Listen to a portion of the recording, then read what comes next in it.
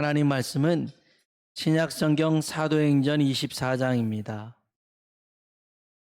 사도행전 24장 10절로 23절에 있는 말씀입니다. 사도행전 24장 10절로 23절에 있는 말씀을 우리 천천히 한번 함께 읽어보도록 하겠습니다. 천천히 한번 같이 10절부터 읽어볼까요? 총독이 바울에게 머리로 표시하여 말하라 하니 그가 대답하되 당신이 여러 해 전부터 이 민족의 재판장 된 것을 내가 알고 내 사건에 대하여 기꺼이 변명하나이다.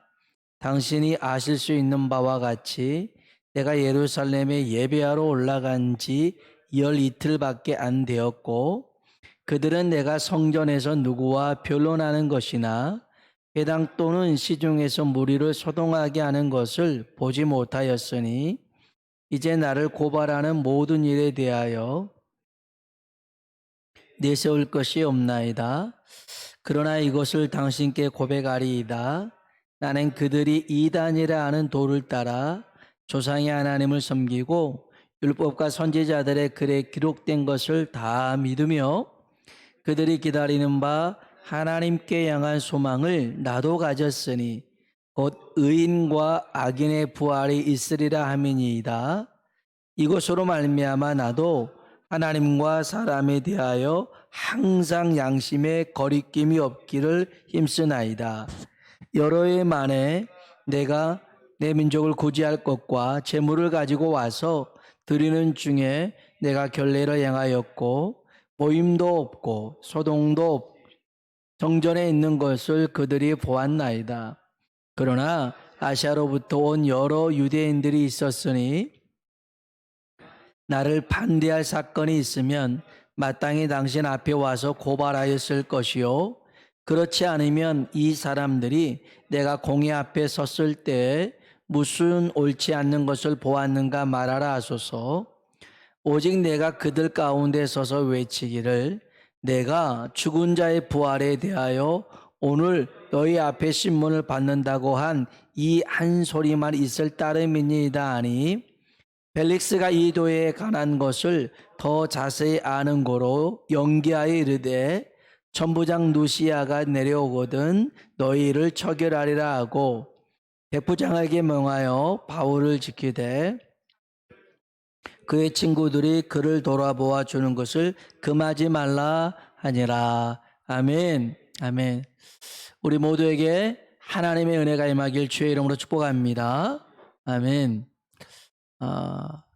제가 어느 집사님에게 신방 전화를 드렸는데 통화가 안 됐어요.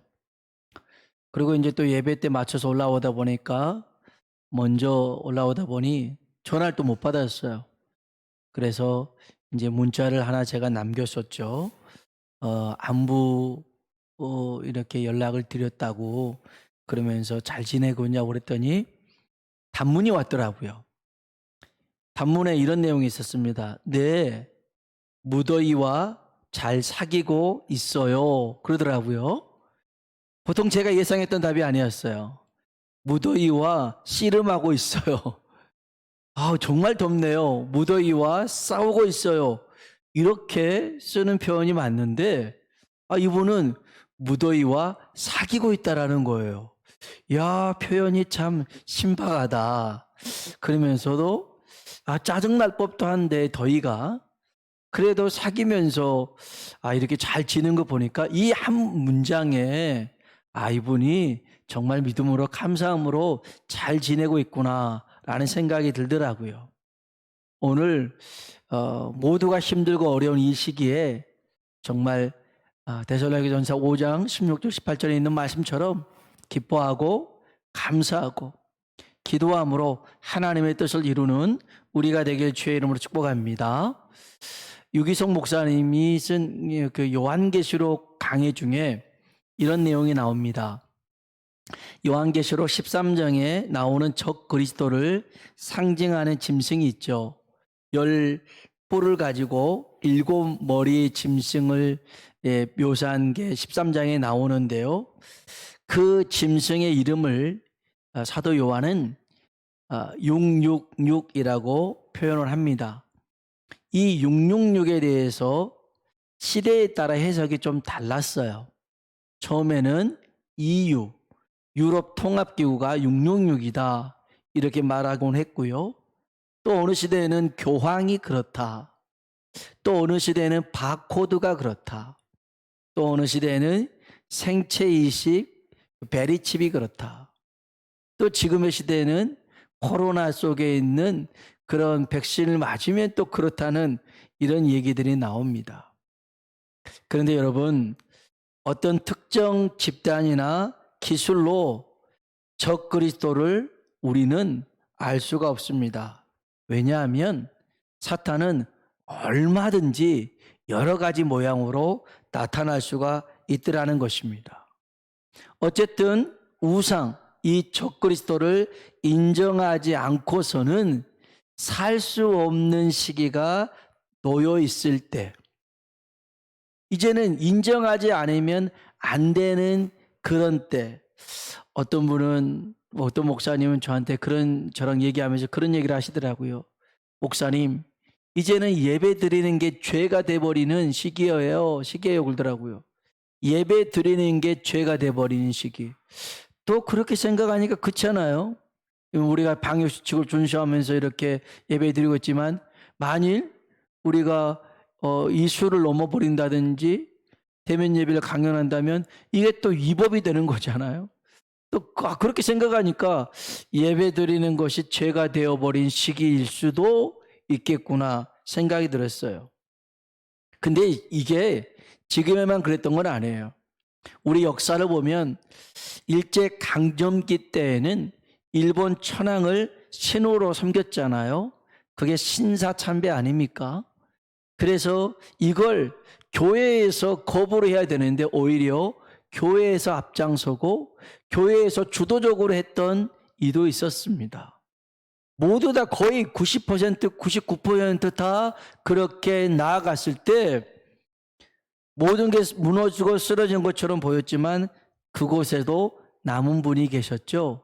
주기철 목사님 같은 분.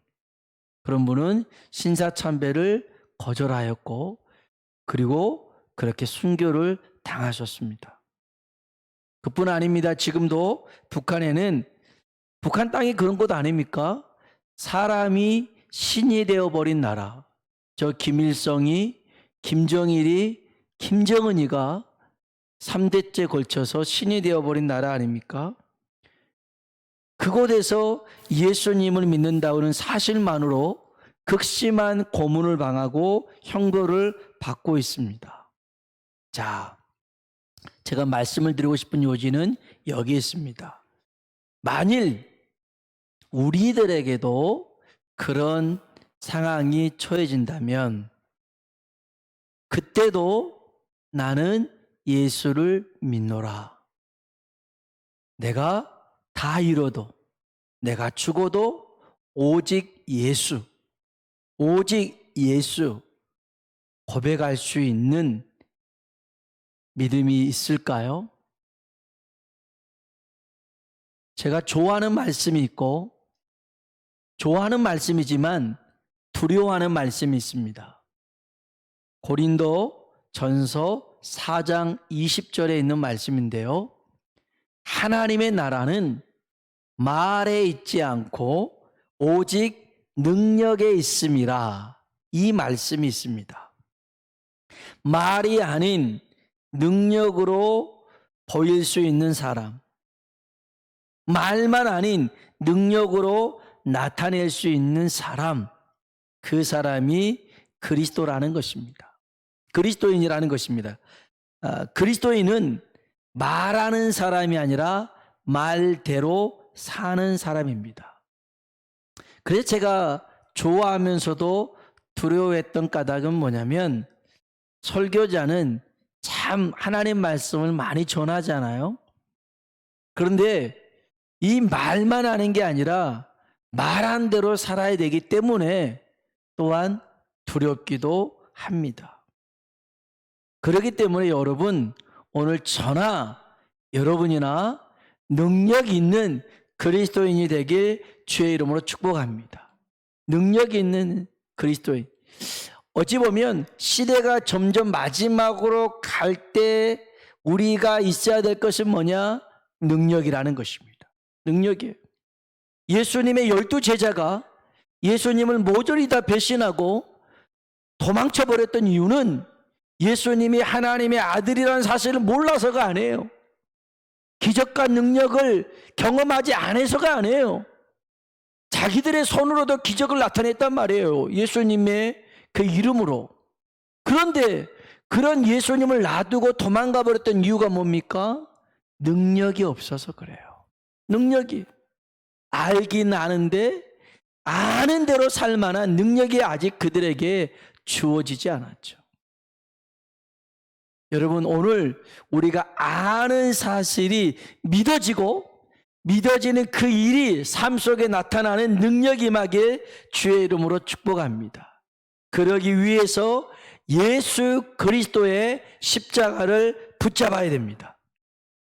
예수님의 십자가는 하나님의 약속입니다. 우리를 구속하시고 자녀 삼으신 하나님의 확증이 뭐냐? 예수님의 십자가입니다.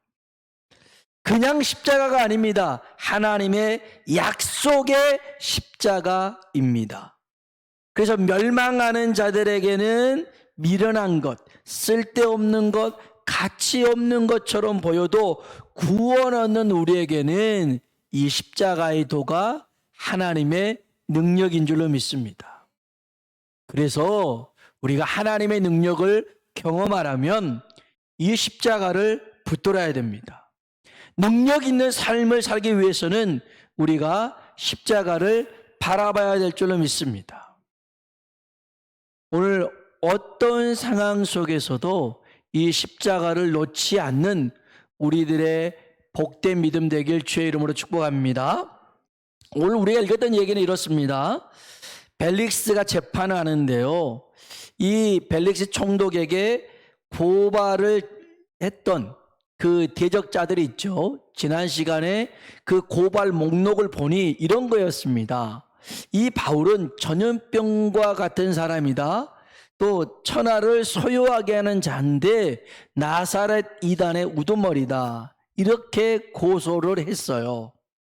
참 너무너무 우리가 지금은 부러운 고소 목록이죠. 예수 믿는 사람들이, 그리스도인들이, 교회 목회자들이 세상 법정에 가면 이런 걸로 안 싸우잖아요. 그죠? 재산권을 갖고 막 싸우고 말도 안 되는 거 갖고 싸우는 건데, 그 당시에 세상 법정에 예수를 잘 믿어서, 예수 전도를 잘해서 이런 이유로 바울은 법정에 섰더라는 겁니다. 그때 오늘 바울의 변명은 이거였습니다. 여기 10절로 13절에 보니까요, 한번 10절로 13절 말씀 같이 한번 읽어보겠습니다. 총독이 바울에게 머리로 표시하여 말하라 하니 그가 대답하되 당신이 열흘 전부터 이 민족의 재판장이 된 것을 내가 알고 내 사건에 대하여 기꺼이 변명하나이다. 당신이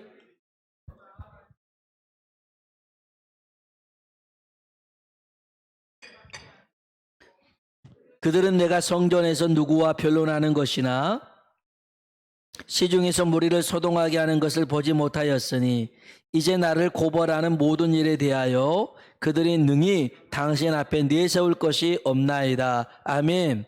무슨 말이냐면, 내가 예루살렘에 온 지 12일밖에 안 됐다. 내가 성전에서 또 해당에서 길거리에서 누구랑 변론한 적, 싸운 적 없다. 나는 내 민족을 구제할 헌금 가지고 돌아왔다. 내가 성전에서 서원했던 것처럼 그대로 나는 행했을 뿐이다. 내가 뭘 잘못했니? 말해봐라. 이런 것들이었습니다. 바울은 자기가 했던 그 팩트 사실을 얘기하고 있었습니다.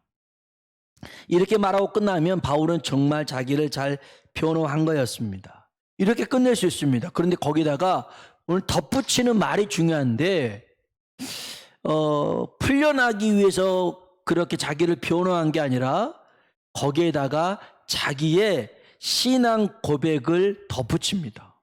오히려 그 이유가 이 바울에게는 해가 될 수 있는 얘기였습니다. 여기 보면 한번 볼까요? 14절 15절입니다. 14절 15절 읽어봅시다. 그러나 이것을 당신께 고백하리이다.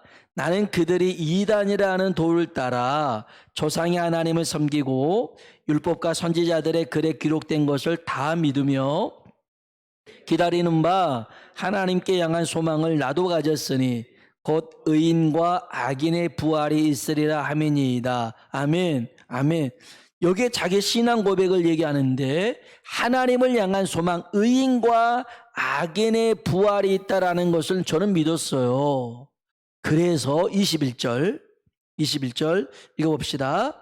오직 내가 그들 가운데 서서 외치기를 내가 죽은 자의 부활에 대하여 오늘 너희 앞에 신문을 받는다고 한 이 한 소리만 있을 따름이니이다 하니. 아멘. 지금 자기는 부활의 신앙을 믿는데요. 세상 법정에서 얘기하고 있어요. 그리고 내가 지금 여기 있는 이유는요, 죽은 자의 부활 때문입니다. 이 죽은 자의 부활이 누구죠? 예수님을 믿기 때문입니다. 나는 그 예수님을 믿습니다 라고 고백하고 있습니다. 자기만 변호하고 끝낼 수는 없었던 거죠. 자기 안에 있던 것을 말해야 됩니다. 이것을 말하면 오히려 불이익과 손해를 받을 수 있지만 말하지 않고서는 견딜 수가 없었어요. 이게 내가 만난 예수고 나와 함께 하신 예수고 십자가에 죽으시고 다시 살아나신 이 예수였단 말이에요. 그래서 이 죽은 자의 부활 예수 그리스도를 바울은 외치고 있습니다. 가만히 있으면 그냥 아무 일 없이 쓱 넘어갈 수 있는 일이지만 가만히 있을 수가 없었어요. 예레미야도 그럴 때가 있었어요. 정말 여러분처럼 설교 말씀을 듣기 위해서 길을 쫑긋 세우고 예배를 드리기 위해서 이렇게 모인 것 얼마나 감사합니까? 그런데 예레미야 선지자는 설교하잖아요. 아무도 안 들었어요. 모이질 않았어요. 예레미야가 하나님 말씀을 선포하잖아요. 그러면 저런 매국노를 쳐 죽여라 막 그렇게 했단 말이에요. 그래서 아무도 안 듣는 설교. 정말 제가 아는 어떤 목사님은 그런 일도 겪었다 하더라고요. 설교를 이렇게 끝나고 난 다음에 성도님들이 이제 진짜 또 하나님 주신 은혜 속에 은혜 받았습니다 하든지 이렇게 말씀하시면 그 은혜를 받아서 그런 것도 있고, 목사님 이번에 설교를 잘 못했으나 힘내십시오라고 하는 의미 속에 은혜 받았습니다라고 할 수도 있지만, 그런데 이 목사님은 설교 끝나면 성도님이 그런 분도 있었어요. 오늘 설교 이게 왜 이렇게 죽으셨어요? 오늘 왜 설교 이렇게 못했어요? 막 따지는 분이 있더라는 거죠. 이제 그건 정말 좋은 관계 속에서가 아니라 일부러 트집을 잡기 위해서 그런 거였어요. 정말 힘들겠죠. 하나님 말씀을 전했는데 그거에 대해서 호응이 아니라 반감을 갖고 적대시하고, 그러면 하나님 말씀을 전하고 싶겠어요? 아니, 설교하고 있는데 진짜 그 목사님이 그래요. 이제 참 교회가 그런 아픔이 있어서 상처가 있어서 참 가슴 아픈 일인데, 일부러 설교하고 있는 동안 핸드폰 보고 있거나, 교회 중직이 그래요. 핸드폰 보고 있거나 딴짓 하고 있거나, 그리고 끝나고 난 다음에 설교가 왜 그 모양이냐고 이렇게 하면 얼마나 가슴 아프겠어요. 설교할 의욕이 안 생기겠죠. 그런데 예레미야가 설교했을 때 그런 반응이었어요. 더 했어요. 막 돌로 치고 그랬으니까. 그래서 예레미야가 하나님 앞에 그랬어요. 이제 그만할래요, 하나님? 아니, 무슨 말을 하면 들어야죠. 안 듣고 오히려 화를 내고 돌을 던지고, 제가 왜 말을 해야 됩니까? 저 입 다물어 버릴래요. 입 다물고 싶었어요. 그런데 이 안에서 말하지 아니하면 견딜 수 없는 것들이 막 울컥울컥 솟아나는 거예요. 이게 하나님께서 주신 감출 수 없는 복음의 능력이었어요. 폭발이었어요. 이거 하면 뻔히 혼날 줄 알아요. 이렇게 말하면 뻔히 불이익을 당할 줄 알아요. 그런데도 불구하고 말하지 않을 수 없더라는 거예요.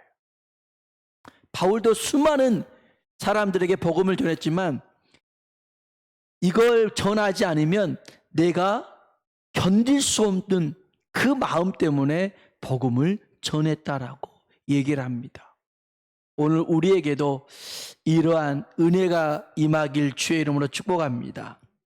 자, 오늘 이야기 속에서 아주 중요한 영적 진리의 말씀이 한 가지가 있습니다. 오늘 그 말씀을 제가 드리려고 합니다. 바울을 고발했던 대제사장, 바리새인, 서기관 이런 사람들도 하나님을 향한 소망이 있었어요. 그 소망이 뭐였냐면 의인과 악인의 부활이었어요. 15절 보세요.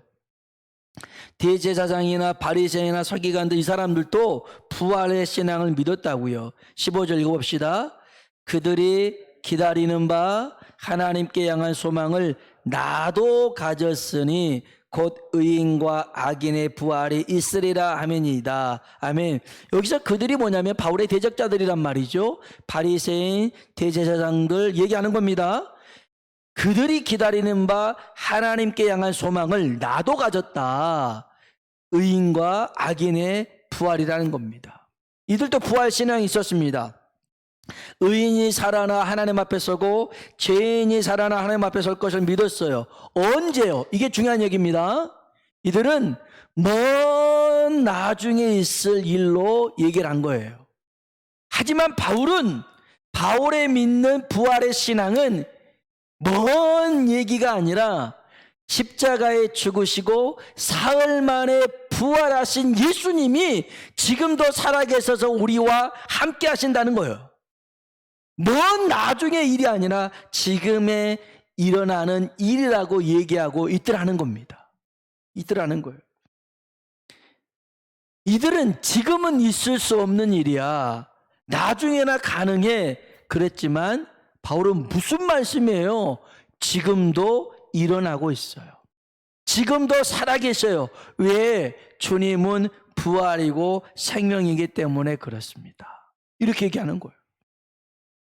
이건 무슨 말이냐면 굉장히 중요한 의미가 있는데, 나사로가 죽었을 때 예수님이 그 위급하다는 소식을 듣고 더 머물다가 돌아왔는데 나사로가 죽어서 저 무덤 안에 있는지 나흘이 됐단 말이에요. 썩은 냄새가 진동합니다. 그때 마르다도 그렇고 마리아도 그랬어요. 예수님이 여기 계셨더라면 내 오라비가 죽지 않았을 텐데요. 살아날 거야. 나중에 살아나겠죠? 아니야. 나는 부활이다. 나는 생명이다. 나를 믿는 자는 죽어도 살겠고 살아서 나를 믿는 자는 영원히 죽지 아니하리라. 이것을 내가 믿느냐? 얘기한 거예요. 이 마르다도 부활신앙이 있었어요. 마리아도 부활신앙이 있었다고요. 그런데 언제 살아난대요? 먼 나중에 가서 우리 오빠가 살아날 거예요. 예수님은 지금 그 멀리 있는 미래에 대한 얘기가 아니라 현재 지금 이 순간에 예수님을 믿으면, 그 말씀을 믿으면 살아난다라는 거예요. 한번 따라 합시다. 내가 믿으면 하나님의 영광을 보리라. 아멘. 여러분, 우리가 가야 될 천국은요, 죽어서 가는 천국이 아니라 이 땅에서 지금 주와 함께 살아가는 곳이 천국인 줄로 믿습니다. 그리고 내가 하루하루 늙어가는 게 아니라, 하루하루 죽어가는 게 아니라 하루하루 주님과 함께 그 부활의 은혜 가운데 살아가고 있더라는 것입니다. 삶의 의미가 달라집니다. 삶의 의미가 달라지는 거예요. 바울은 지금 이 사람들에게 부활은 먼 나중의 일이 아니라 지금 십자가에 죽으셨다가 사흘 만에 부활하신 이 예수님이 지금도 살아계셔요. 지금도 능력으로 함께 하셔요. 이 부활의 예수님을 믿는다면 우리의 삶은 어떠한 위험이나 어려움이나 환난 속에 굴하지 않고 그것을 능히 이길 수 있고 감당할 수 있습니다. 할렐루야.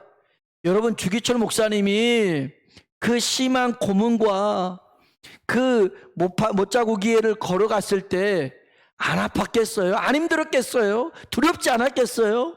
걱정되지 않았겠어요? 그 해유에 넘어가지 않았겠어요? 그런데 그 마음에 뭐가 있어요? 부활의 신앙이 있어요. 지금도 주님이 나와 함께 하시고 내가 이 세상을 끝나도 주님이 나와 함께 한다는 그 부활이 실제가 되었더라는 거예요. 실제가. 저는 여러분의 믿음이 실제의 믿음이 되길 주의 이름으로 축원합니다. 그래서 정말 오늘 밤에라도 주님 앞에 선다 하면 내가 천국에 갈 수 있는 이런 믿음, 그리고 무슨 일을 내가 당한다 할지라도 주님이 나와 함께 한다라는 믿음, 그리고 그 나와 함께 하신 주님은 가장 좋으시고 선하시다고 믿을 수 있는 이 믿음 여러분 가지시길 주의 이름으로 축복합니다. 그러면 우리에게 문제될 게 없어요. 조급해할 거 없어요. 네, 모든 것이 그 선하신 하나님의 뜻 가운데서 이루어지는 일이니까요. 그래서 여러분, 우리가요, 아까도 말씀했잖아요. 하나님 나라는 말에 있지 않고 오직 능력에 있다고요. 제자들이 예수님이 하나님의 아들인 건 몰라서가 아니라 능력이 없어서 그랬다는 것. 그래서 오늘 밤 우리들에게 이 부활의 은혜가 실제가 되고 지금 이 순간에 나에게 나타날 능력이 되도록 성령의 충만함을 구하시길 주의 이름으로 축원합니다. 사복음서의 제자들과 사도행전의 제자들은 다릅니다. 똑같은 사람들이지만 사복음서까지는 죽음이 들어왔으나 사도행전에 가서는 죽음을 뛰어넘습니다. 부활의 소망이 있어요? 맞습니다. 그러나 그 부활의 소망을 실제로 다가오게 했던 것이 뭐냐면 성령의 충만함입니다. 오늘 저와 여러분이 성령으로 충만할 때 우리의 믿는 바가 실제가 되고 능력이 될 줄로 믿습니다. 그래서 여러분, 내 말이 내가 믿으면 하나님의 영광을 보리라. 오늘 우리는요, 나중에 잘 되겠지, 뭐 훗날 되겠지 안 해요. 하나님은 지금 우리에게 주기를 원하시는 줄로 믿습니다. 지금 행하길 원하시는 줄로 믿습니다. 그래서 오늘 이 능력을 우리도 경험해서 이 코로나 시기에 하나님 살아계심을 증거할 수 있는 하나님 사람들 되길 주의 이름으로 축복합니다. 우리 같이 한번 찬양을 불러볼게요.